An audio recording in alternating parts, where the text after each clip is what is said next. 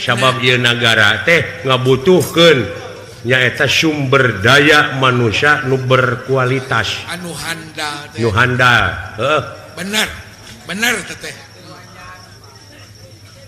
muah teh kopi we cicing lanan inum ku si lain ganya tong dicarekan akang karunya nu saruanya usaha jeung aing sarua teh jeung urang usaha teh ieu urang pamulihan sajabana tinggal wujudkeun tina kokohna persatuan jeung kesatuan dina peuting ieu ibadahna gede bisa mukakeun lapangan kerja.